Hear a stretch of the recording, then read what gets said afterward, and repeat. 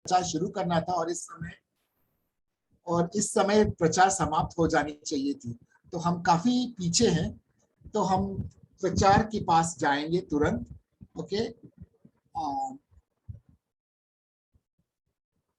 मैं पूछना चाहता हूं, कितनों ने यहाँ पर एक आध हाथ ऊपर देखेंगे तो अच्छा लगेगा, कितनों ने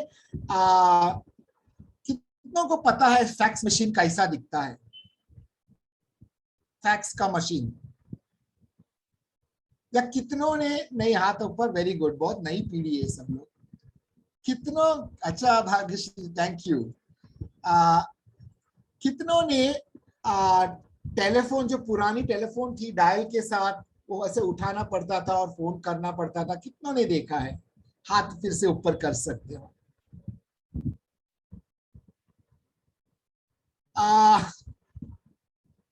पुराने जो मोटा सा टेलीविजन हुआ करता था, कितनों ने देखा?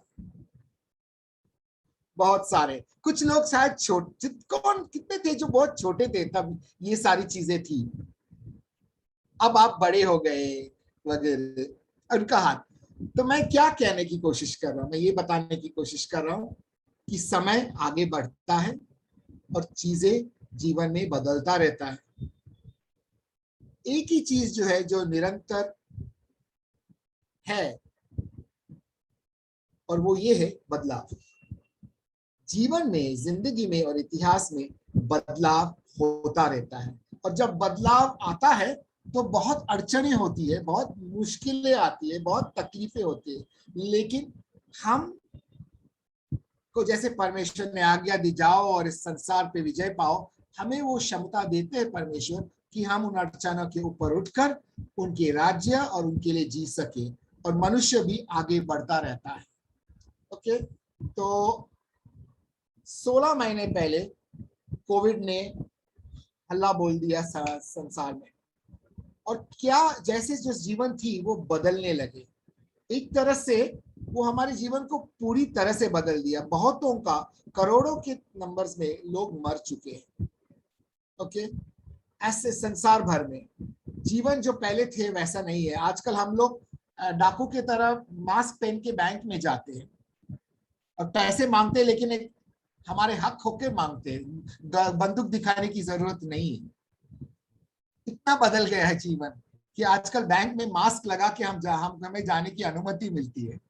पहला अगर कोई बैंक में मास्क लगा के जाएंगे तो पुलिस को बुलाया जाता था। तो ये बदलाव हुआ है। हमारी कलीसिया मिलने के तरीके, ऑफिस जाने के तरीके, आजकल बहुत लोग घर से ही काम करते हैं। स्कूल का तो पूछो ही मत, स्कूल तो ऑनलाइन हो गया है। ओके, जूम के मीटिंग्स होती है, इंटरनेट से बैंकिंग होती है। ओके, ये सारी नई नई चीजें हैं, और ये इसीलिए क्योंकि दुनिया बदल चुकी है। ये जो लॉकडाउन हुआ है, करोड़ों लोगों को प्रॉब्लम हुई उसमें।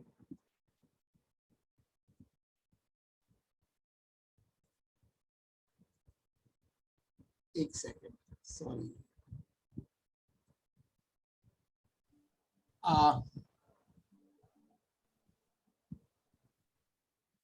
कि बहुत सारे जो बिजनेसेस है वो बंद हो गया, सैलरीज में लोगों को कटौती लेना पड़ा, कम हो गया, लोग आना जाना, यहाँ वहां घूमना, ये सारी चीजें बंद हो गया। शादी में अब हम धूमधाम की बड़ी बड़ी शादियां नहीं रख सकते, और कितने बदलाव मैं बोलूंगा, आप लोग सब हाँ हाँ बोलेंगे क्योंकि आप जानते हैं कि इस तरह से हुआ है।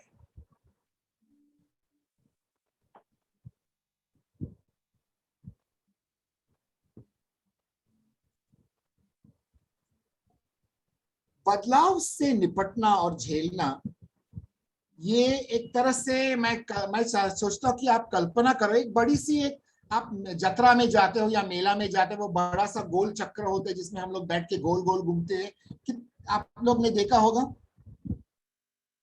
देखा है? हुँ? तो जब वो घूमता है तो हमको वहां पे बेल्ट सीट पे वो ये लगाना पड़ता है, सीट का बार लगाना पड़ता है, उसको पकड़ना पड़ता है, नहीं तो हम गिर जाएंगे उससे। वैसा ही बदलाव का समय में हमको ऐसी कुछ ठोस चीजों की जरूरत है जिसको हम थामे रख सकते हैं, पकड़ के रख सकते हैं, और आगे बढ़ सकता है। ऐसी चीज जो परमानेंट है, ठोस है। और इसीलिए आज जो मैं परमेश्वर के वचन से बांटना चाहता हूं वो ऐसी 4 बातें हैं जो ठोस है, परमानेंट है और एक तरह से हमारे लिए हैंडल बनता है पकड़ के रखने के लिए ये चक्रव्यूह में जब हम घूम रहे हैं, और ये बदलाव का चक्रव्यूह में जब हम घूम रहे हैं। और पहला है परमेश्वर का वचन, दूसरा परमेश्वर का मिशन, तीसरा परमेश्वर के लोगों से प्रेम करना, और चौथा परमेश्वर के पुरस्कार के लिए जीना। और हम पहली बात पर आता है जो परमेश्वर का वचन के पास आता है। और क्यों परमेश्वर का वचन? क्यों परमेश्वर का वचन? इसलिए क्योंकि हमारा परमेश्वर जो है वो कल, आज और कल हमेशा वैसा ही है, वो कभी बदलता नहीं। और परमेश्वर का वचन भी उनकी तरह बदला उनकी तरह है जो बदलता नहीं है। हमारे परमेश्वर के गुणों को या हमारे परमेश्वर के गौरव को और ज्यादा बेहतर नहीं बनाया जा सकता है। परमेश्वर जितना पवित्र है उससे बढ़कर पवित्रता हो ही नहीं सकता है। परमेश्वर जितना भला है उससे भलाई हो ही नहीं सकता है। परमेश्वर जितना सच है उससे ज्यादा सच्चाई हो ही नहीं सकता है। परमेश्वर अपने आप में पूरी तरह से सिद्ध है, परिपक्व है। उनको और परिपक्व होने के लिए होना जरूरी नहीं है। इन पर इसलिए परमेश्वर पर और उनका वचन पर हम पूरी तरह से यकीन कर सकते हैं, भरोसा कर सकते हैं। अगर हमारा परमेश्वर बदलने वाले परमेश्वर के जैसे है, भावनाओं के अनुसार, मौसम के अनुसार, समयों का अनुसार, तो उन पर भरोसा करना थोड़ा नहीं, बहुत ज्यादा मुश्किल हो जाता है। लेकिन हमारा परमेश्वर, बाइबल कहता है मलाकी 3:6 में, नानी आप इस वचन को पढ़िए।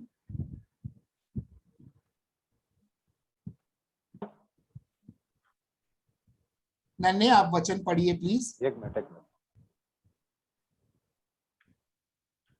मैं अपरिवर्तनीय प्रभु हूं, इसलिए ओ याकूब के वंशजों, तुम अब तक जीवित हो। और क्योंकि परमेश्वर नहीं बदलता है, हम उन पे भरोसा कर सकता है। इब्रानी 13:18 भी पढ़ते हैं हम, जो यीशु मसीह के बारे में कुछ कहा जाता है। जरा पढ़ लीजिए।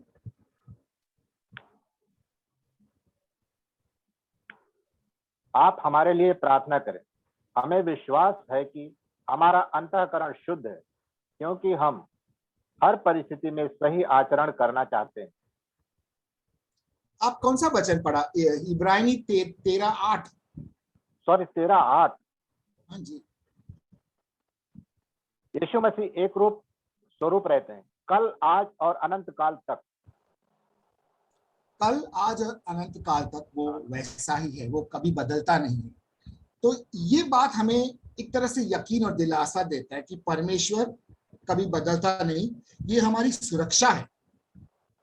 परमेश्वर का प्रेम, उसका मतलब ये है कि अच्छा समय हो, बुरे समय हो, दुख का समय हो, खुशी के समय, वो हर वक्त वही रहता है। वो कभी बदलेगा नहीं। वो हमेशा प्रेम करता है हमसे और करता रहेगा। हमारे कामों से उसका प्रेम में परिवर्तन नहीं आएगा, क्योंकि उसको परिवर्तन हो ही नहीं सकता है परमेश्वर का। कि परमेश्वर की जो योजनाएं हैं हमारे लिए, वो कभी नहीं बदलता है, वो हमेशा रहता है। और ये हम देखेंगे जैसे हम मिशन को देखते हैं तभी। परमेश्वर का चरित्र जो है, भलाई का चरित्र, दया का चरित्र, वो कभी बदलता नहीं, वो हमेशा है। परमेश्वर का अनुग्रह हमेशा के लिए है, वो कभी नहीं बदलता है। शास्त्र में हम बहुत सारे उदाहरण देख सकते हैं, लेकिन हम देखेंगे दाऊद का उदाहरण। जब वो कहीं लड़ने जाता है फिलिस्तीनियों के साथ, जब वो लौट कर आता है तो उनके जो परिवार है और उनके जो स्त्रियां हैं, वो दाऊद के साथ जो पुरुष थे और दाऊद के, उनको बंदी बनाकर लोग ले जाते हैं। और दाऊद, लोग इतने क्रोधित होते हैं कि तुम उनके हीरो को ही, उन लोग पत्थर मारने जा रहे हैं। दाऊद समझ नहीं पाता कि क्या हो रहा है जीवन में, और वो परमेश्वर के सामने अपना सर झुकाता है और वहां पर वो मजबूती पाता है और जाकर वो उस परिस्थिति के ऊपर उठता है और जाकर उनके पत्नियों को और उनके बच्चों को वापस छुड़ा कर लेकर आता है। और इससे हमको ये देखने को मिलता है कि परमेश्वर में और सिर्फ परमेश्वर में ऐसे समय में हम मजबूती पा सकते हैं और समयों में नहीं।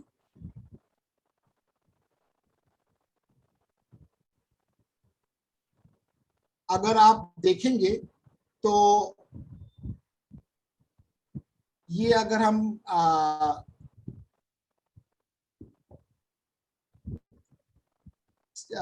जैसे हमारे जीवन में घटना घटते हैं और हमारा काल पूरा हमेशा पहले जैसे बदलता रहता है, तो हम चुनौतियों का, मुसीबतों का सामना करते। हो सकता है कि कोई प्रिय तुम्हारा तुम खो बैठा है या नौकरी खो बैठा है या तुम अभी भी प्रतीक्षा कर रहे चंगाई के लिए या शादी के लिए कोई योग्य साथीदार या तुम्हारे दोस्त के उद्धार के लिए, और तुम सोचते कि क्या हो रहा है या तुम्हारे जीवन में मुसीबत और सताव आए हैं। तो दाऊद की तरह हमारी प्रतिक्रिया होनी चाहिए जहां पर वो परमेश्वर के पास जाता है प्रार्थना में, आराधना में और उसके वचन को ढूंढता है। क्या आप परमेश्वर के वचन में बढ़ रहे हैं, उनकी आवाज को सुन रहे हैं? मैं आज तुम्हें प्रोत्साहित करता हूं कि दाऊद की तरह बनो जो परमेश्वर के वचन के पास जाता है, परमेश्वर के पास जाता है मुसीबत के समय पर। यीशु मसीह ने लूका 21:33 में लिखा है, स्वर्ग और पृथ्वी टल जाएगा लेकिन मेरा जो वचन है वो कभी टलेगा नहीं। परमेश्वर की जो प्रतिज्ञाएं हैं, उनके जो शब्द है वो अनंतकालीन है, वो कभी बदलता नहीं। और इसलिए जब परमेश्वर कहता है इब्रानी 13:5 में कि मैं तुम्हें कभी नहीं छोड़ूंगा, कभी नहीं त्यागूंगा, मतलब वो तुम्हें कभी नहीं छोड़ेगा, कभी नहीं त्यागेगा। तुम्हारी परिस्थिति कुछ भी क्यों ना हो, तुम्हारे पैर फिसल भी क्यों नहीं गया, तो भी वो तुम्हारे साथ है। और इसलिए जानो कि बुरे समय में भी हम ये कह सकते हैं कि सारी बातें हमारे लिए परमेश्वर भलाई में उत्पन्न कर देता है और वो परमेश्वर जो हमारे जीवन में भले काम शुरू किया है उसे पूरा भी करेगा।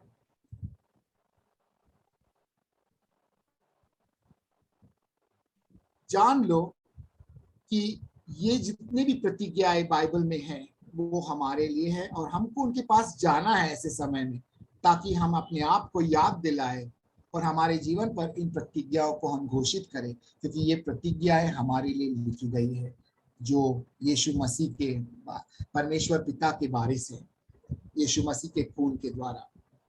तो ये मेरी पहली बात है कि परमेश्वर का वचन और उनकी प्रतिज्ञाओं को के पास जाना, वहां पर मजबूती पाना। दूसरा जो बात है कि हमको ऐसे समय में घर बैठकर ये नहीं सोचना है क्या करना है, कैसे कुछ करना है। हमें याद रखना है कि परमेश्वर ने हमें उनके कामों में बुलाया गया है। जब उन्होंने अपने शिष्यों को कहा जाओ, तो उसका मतलब था जाओ। हर परिस्थिति में वो गए और हर परिस्थिति में परमेश्वर उनके साथ था, उनको उनको सामर्थ्य दिखाया है। ये जो मिशन है परमेश्वर का, ये तो शुरू से चले आ रहे हैं, जगत की उत्पत्ति से, कि हम इस संसार में जाए और आशीष मिले परमेश्वर की ओर से कि हम फलवंत हो और हमारी गिनती जो है वो बढ़े और संसार में हम बढ़ जाए। और एक दिन ऐसा हो कि परमेश्वर का विश्वास इस पूरे संसार में ऐसे भर जाए जैसे पानी समुद्र को पूरा भर देता है। यीशु ने कहा जाओ और सारे राष्ट्रों का शिष्य बनाओ। उसने ये नहीं कहा कि ये राष्ट्र के वो राष्ट्र, उसने कहा सारे राष्ट्र। और याद रखो, जो बड़े बड़े साम्राज्य है, राष्ट्र है, वो आएंगे और गिरेंगे। नई नई तकनीक टेक्नोलॉजी आएंगे। आज तो आपके पास जूम है, कल पता नहीं जूम हो सकता है, पता नहीं double zoom, I don't know क्या क्या टेक्नोलॉजी आएगा। लेकिन हर एक समय के लिए, हर एक स्थिति के लिए सुसमाचार लागू है।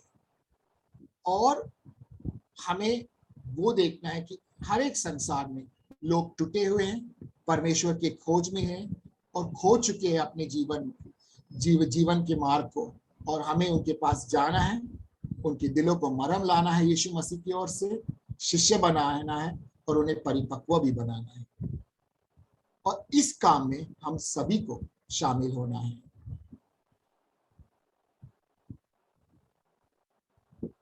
यीशु कहता है कि हमको बीच स्थान लेने के लिए जगह नहीं है। लूका 11:23 पढ़ो जरा नन्हे।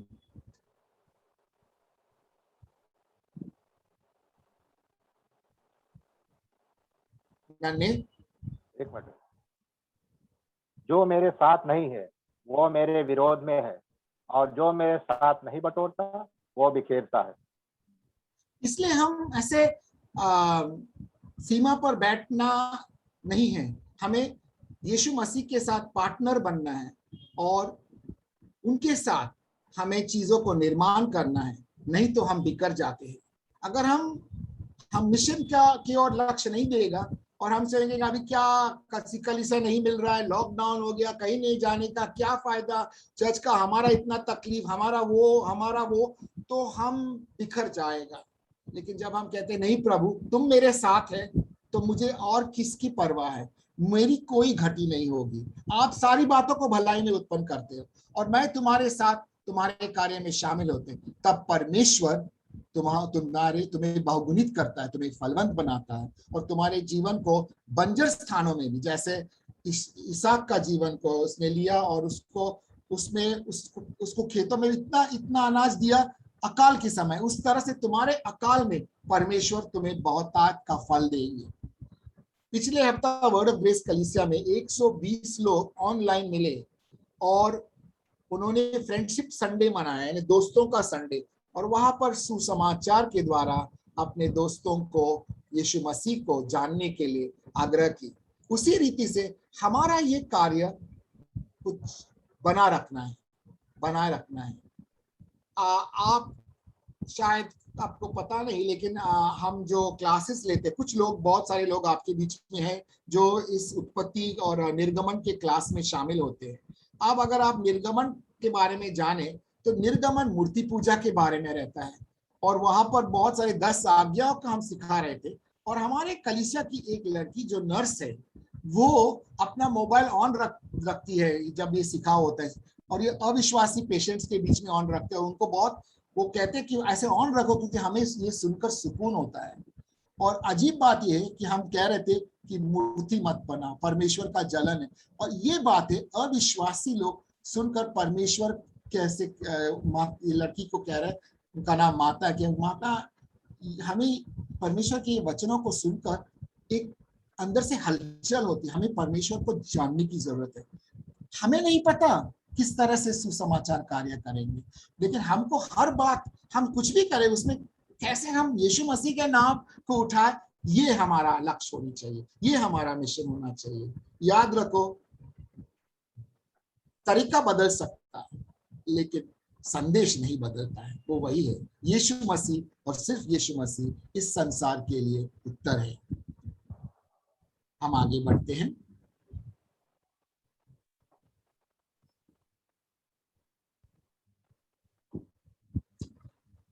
आगे बढ़ने से पहले 2 बातें मैं कहना चाहता हूं। आप लोग अपनी डायरीज में नोट करो कि मैं प्रार्थना करूंगा या करूंगी आज रात को कि कोलोसियों 4:3 से कि परमेश्वर मेरे लिए एक द्वार खोलेंगे, यानी तुम्हारे लिए परमेश्वर का संदेश फैलाने के लिए इस बुरे समय में भी।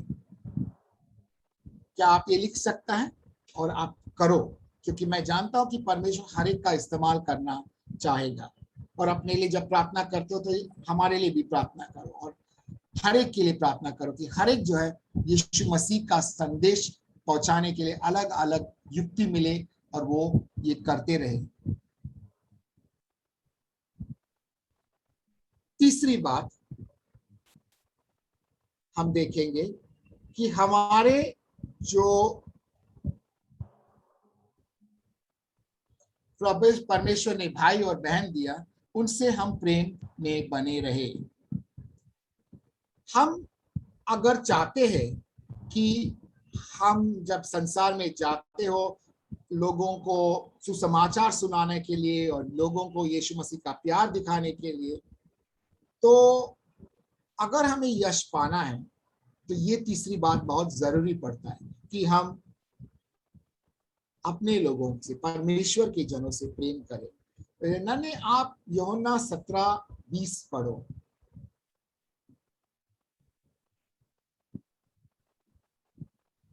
मैं न केवल उनके लिए प्रार्थना करता हूँ, बल्कि उनके लिए भी जो उनका संदेश सुनकर मुझ में विश्वास करेंगे। तो हमारे लिए प्रार्थना करें और आने वाले लोगों के लिए। जब लोग देखेंगे कि हम मसीह लोग एक दूसरे से प्रेम करते, तब वो यीशु मसीह के प्रेम पर भरोसा करेंगे। ओके, बाइबल में हम और हमारे चर्चों में बहुत इसके बारे में कहा जाता है, लेकिन मैं ये अगर देखने जाएगा, अगर मैं पढ़ने जाऊंगा तो इस तरह के 60 ऐसे आज्ञाएं हैं शास्त्र में कि हम एक दूसरे को सहन ले, एक दूसरे को क्षमा कर, एक दूसरे की सेवा कर, एक दूसरे को प्रोत्साहित करो, एक दूसरे को स्वीकार करो, एक दूसरे को एक तरह से गले लगाओ, एक दूसरे से प्रेम करो। और मैं कहते जाऊंगा एक दूसरा, क्योंकि परमेश्वर चाहता है कि ऐसा एक समाज एक दिन इस संसार में चमके, ताकि अंधेरे में रोशनी आए और हम एक ऐसे शहर बने, ऐसे समाज के शहर, लोगों का एक ऐसे शहर जिसमें ऐसे समाज रहते हैं जो एक रोशनी की तरह अंधकार में चमकता है। और ये प्रेम से होगा जब हम एक दूसरे से प्रेम करते हैं। और अविश्वासी जो देखेंगे यीशु, इनको देखकर यीशु को धन्यवाद देगा और यीशु को ज्योति में आ सकेगा। और इसको हमें एक मुख्य जगह बनाना है। एक दूसरे को प्रोत्साहित करो, मैसेज करो, फोन करो, उनके जन्मदिन एक दूसरे के याद रखो और ये करते जाओ और प्रेम में बढ़ते जाओ। ओके,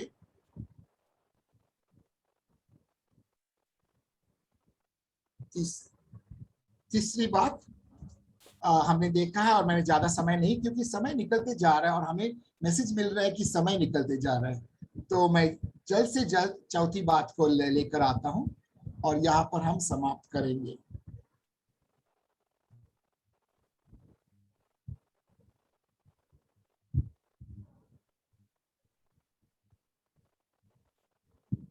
हम अपना जीवन ऐसे जिए कि आने वाले समय में जो पुरस्कार हमारे लिए रखी है वो हमें पूरा मिले। कल्पना करो, अगर तुम एक बहुत बड़ा दुकान में जाते हो और वहां पर जैसे तो एंट्री करते तुम्हें लकी ड्रॉ में एक ऐसा इनाम मिलता है जो कहता है 15 मिनट का मुफ्त शॉपिंग तुम्हें मिल गया है। और तुम्हें जो चेकआउट का काउंटर है जहां पर आप पैसे भरते हैं, 15 मिनट में पहुंचना, जितना भी सामान तुम उठाएगा उस 15 मिनट में और वहां तक पहुंचेंगे, वो सारा सामान तुम्हारे जो कार्ट में है वो मुफ्त में है। तो तुम वो 15 मिनट कैसे बिताएंगे? क्या तुम झगड़ा करेंगे तो जो स्टोर की देखरेख करने वालों के साथ? क्या तुम एयर कंडीशनिंग के बारे में कंप्लेंट करेगा? या क्या तुम घूम टहलेंगे यहाँ वहां और समय बर्बाद कर देगा? या तो तुम भाग दौड़ कर जितने भी सामान तुम अपने गाड़ी में डाल सकते हैं उस 900 सेकंड के अंदर आप डालेंगे, घंटी बजने से पहले? मैं सवाल पूछ रहा हूं, लेकिन जवाब सभी को पता है, क्योंकि आप जानते हो जब बेल बजेगा और तुम्हारे कार्ट में जो कुछ भी है वो तुम्हारा है और वो हमेशा तुम्हारा रहेगा।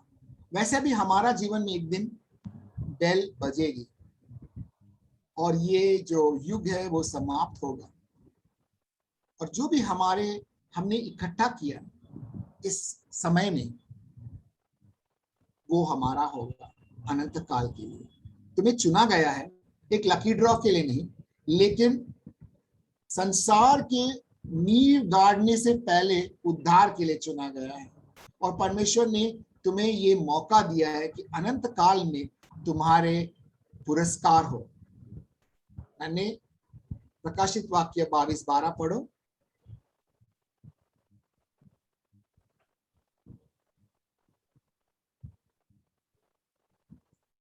यीशु ने कहा, देखो मैं शीघ्र ही आ रहा हूँ, मेरा पुरस्कार मेरे पास है और मैं प्रत्येक मनुष्य को उसके कर्मों का प्रतिफल दूंगा। अब इफिसियों 2 पढ़ो, 2 का 10वां वचन। इफिसियों 2:10। हम्म।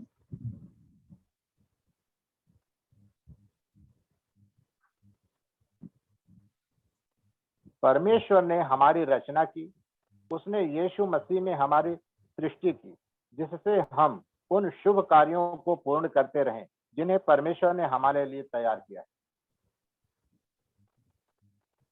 हमें उन्होंने पहले से चीजों को तैयार किया है। और चौथा एक वचन पढ़ो, मत्ती 10:42।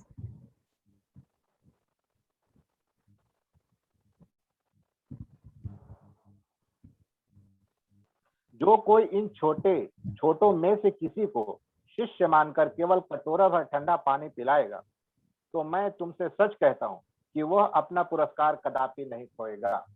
और याद रखो, ये वचन कहता है कि यहाँ पर हम इस तरह से जीते कि हमारा प्रेम, हमारा जो मिशन, हमारा जो लक्ष्य परमेश्वर की चीजों पर बने रहे, और हम जितना इकट्ठा कर सकते हैं हमारे इस जीवन में हम इकट्ठा करें, क्योंकि जो भी हमारे गाड़ी में रहेगा इकट्ठा करके लिया जो है, वो अनंत काल में हमारा पुरस्कार बनता है।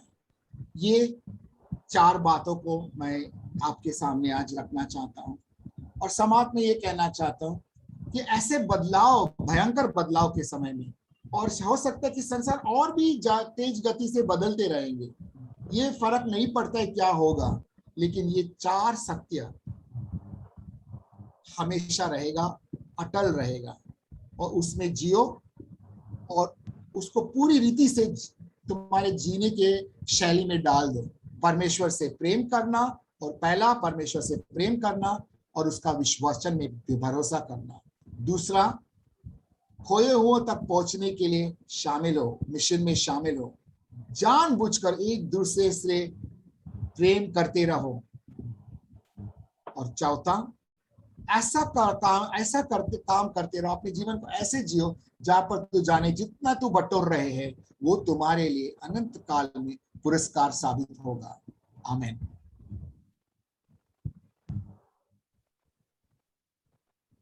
मैं आशा समाप्त करता हूँ शब्द, और मैं प्रार्थना करता हूँ। तुम एक्चुअली मैं नन्हे को कहता कि नन्हे आप प्रार्थना कीजिए हमारे लिए। प्रभु परमेश्वर, मैं धन्यवाद देता हूँ इस सुंदर समय के लिए प्रभु, जो हमने वचन सुने हैं। मैं मांगता हूँ प्रभु कि इन चारों बातों में हर एक जन, हम सब परिपूर्ण बने प्रभु, क्योंकि आपने कहा है कि तुम सिद्ध बनो क्योंकि तुम्हारा पिता सिद्ध है। प्रभु, आपका वचन है जो हमें आपकी ओर बढ़ाता है और आपके पवित्रता में हमें चलाता है। प्रभु, मैं प्रार्थना करता हूँ कि हर एक जन जिन्होंने वचन को सुना है प्रभु, हर एक के जीवन में ये वचन लागू हो पिता, और वो 30 गुना, 60 गुना और 100 गुना फल लेके आए प्रभु। वो जाने कि उन्हें बुलाया गया है एक परमेश्वर के मिशन के कार्य के लिए, और हमारे द्वारा प्रभु आपका प्रेम लोग देख सके, समझ सके और महसूस कर सके प्रभु, ताकि वो जाने यीशु मसीह कितना प्रेमी है। सच में वही जिंदा परमेश्वर है प्रभु। मैं मांगता हूँ कि आपके लिए हमारा जीवन हो प्रभु और फल लेके आए प्रभु, और ताकि जब हम आपके पास हो तो हम कह सके हमारा पुरस्कार प्रभु आपके पास, और आप हमें बहुत तायत से पुरस्कृत करेंगे यीशु प्रभु के नाम में। आमीन। Thank you. Thank you Donald. अब हम यहाँ से मेन सेशन में जाने वाले हैं।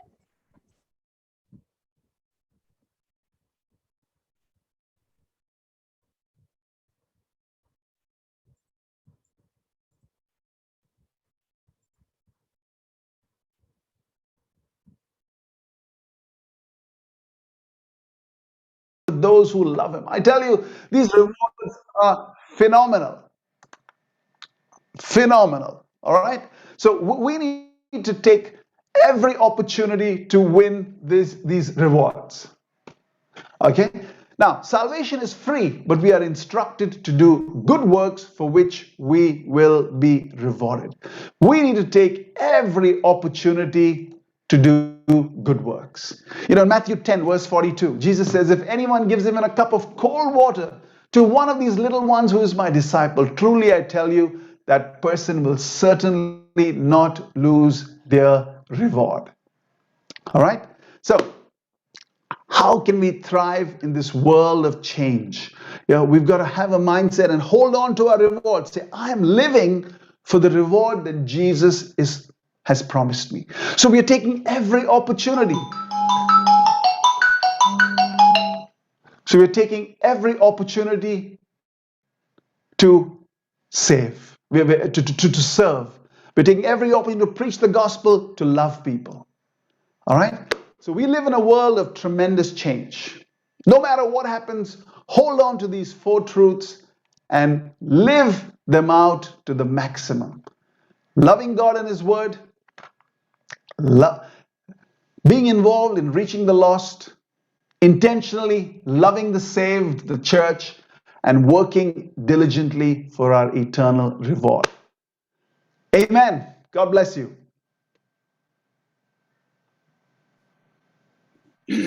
Amen. Thank you, Colin. That was a wonderful word, wonderful, very uplifting, very encouraging word. Thank you so much, Colin. शुक्रिया कॉलिन, वो बहुत ही अद्भुत वचन था. We're coming to a time of breaking bread. अब समय आ गया है, हम प्रभु भोज में भाग लेंगे. And just before that, I just want to share the passion with which Colin shared this morning. उससे पहले मैं बांटना चाहता हूँ जिस जुनून से आज कॉलिन ने इस सुबह बांटा. And he spoke about the 4 things that is, unchangeable. The thing that will remain the same forever. उन्होंने 4 बातों के बारे में बांटा जो हमेशा जैसी है वैसी ही रहेगी, कभी बदलने वाली नहीं है. God and His Word. प्रभु और उसका वचन. And he spoke about what is the second one? He spoke about God's mission. और उसने परमेश्वर के मिशन के बारे में बात की. And about loving God's people, and then the last one is loving God's reward. और परमेश्वर के लोगों से प्रेम करना और उसके पुरस्कार के लिए रुके रहना, इसके बारे में. And he said we need to be involved in reaching the lost.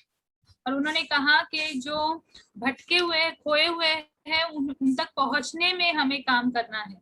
And even as God spoke about momentum, growth, increase, and we need to keep preaching the gospel, building friendships with people. और जैसे बात हुई, वचन आए गति को लेकर और खोदने को लेकर, उस तरह की बातें, बढ़ोतरी के बारे में बात हुई, तो हमें सुसमाचार का प्रचार करते रहना है. And he challenged us, that with that one phrase which really touched me, who because of you will go to heaven. और एक वाक्य उन्होंने कहा, कौन तुम्हारे कारण स्वर्ग जाने वाला है. Yeah, can we just think about it? Who because of you, or you sharing the gospel, because of you loving that person, will receive salvation and will see him in heaven. और इस पर विचार करो कि तुम्हारे सुसमाचार बांटने के कारण कौन है वो व्यक्ति जो स्वर्ग गया या जिसने उद्धार पाया.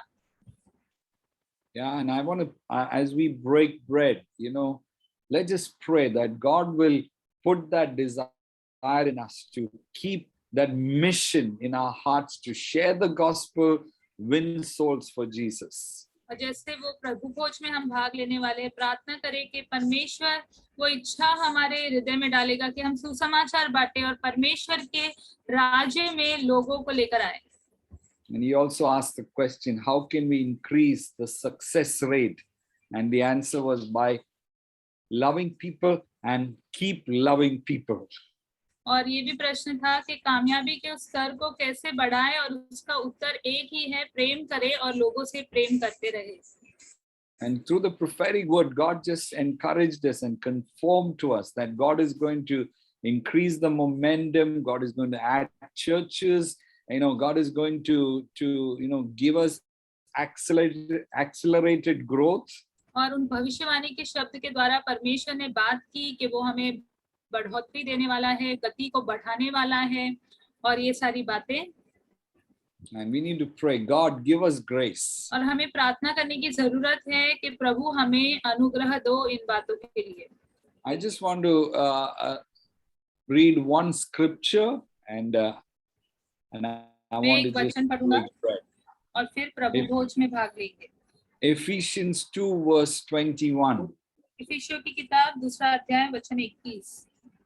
And it says, in him the whole building is joined together and rises to become a holy temple in the Lord. And verse 22, and in him you two were built together to become a dwelling in which God lives by his Spirit.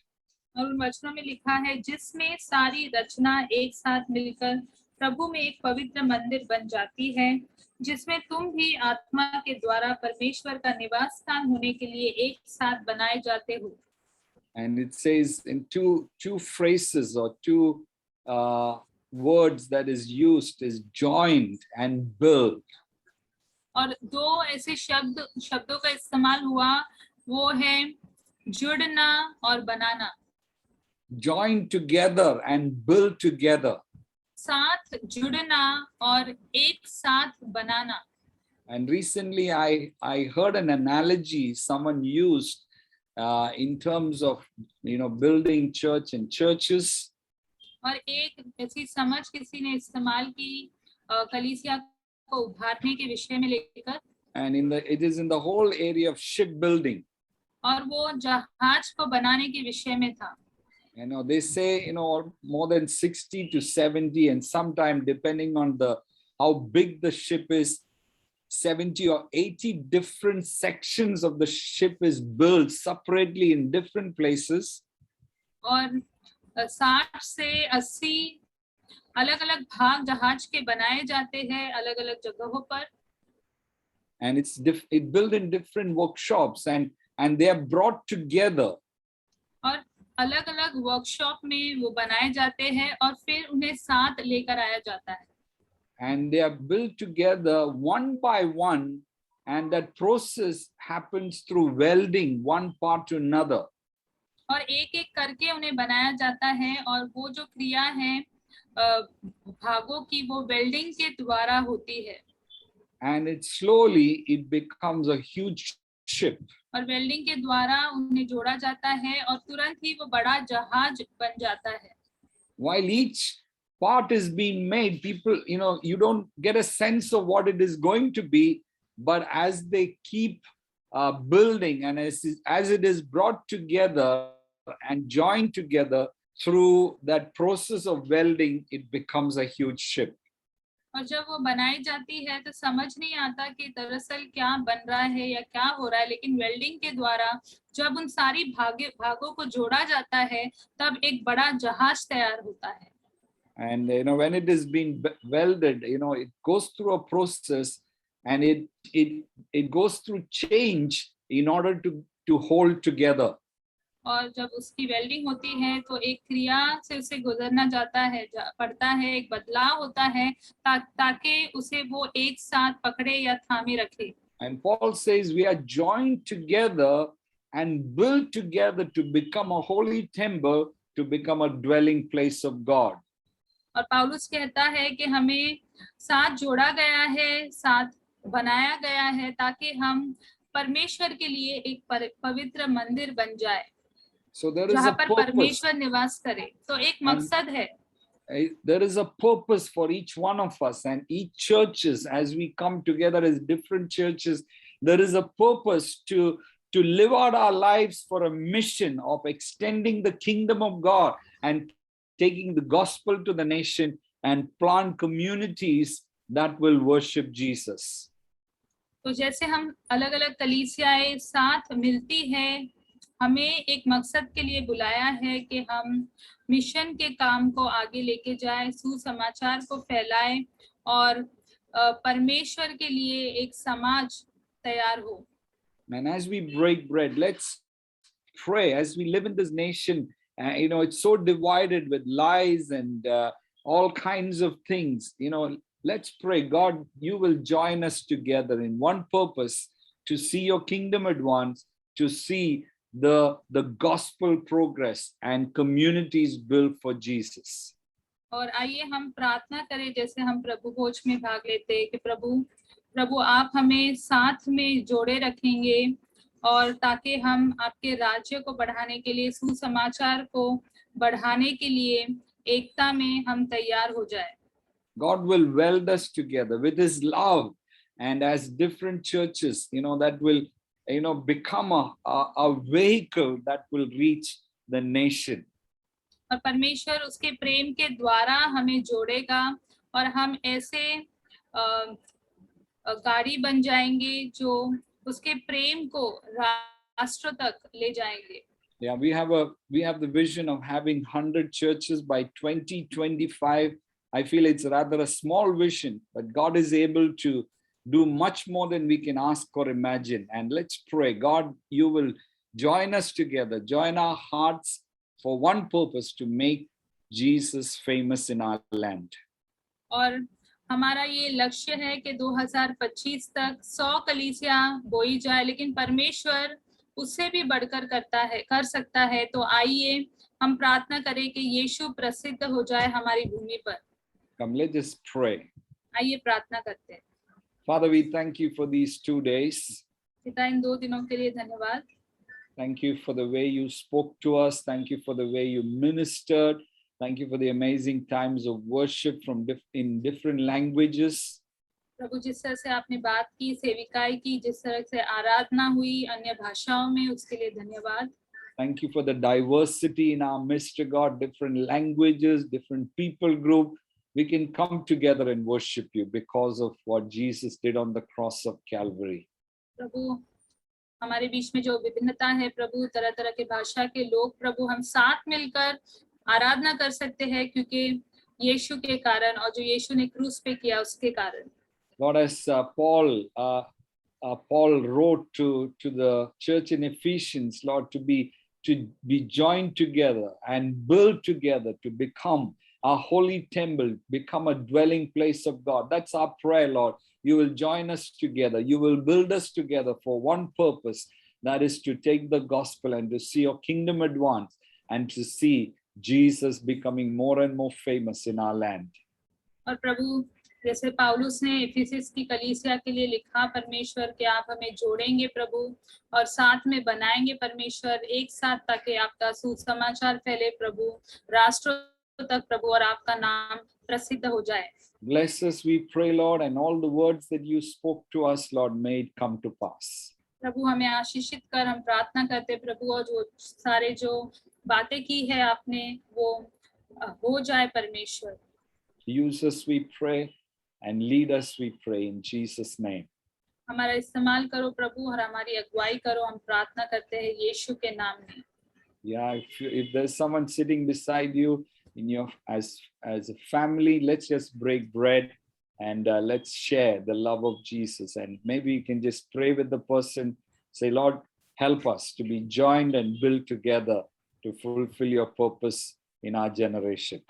अगर आपके घर पर आपके साथ कोई है तो आप प्रार्थना करें उनके साथ, प्रभु हमें साथ में जोड़ो और बनाओ ताकि इस पीढ़ी में प्रभु आपके मकसदों को हम पूरा कर सके। Amen. Amen. Let's break bread. आइए साथ मिलकर प्रभु भोज में भाग लें।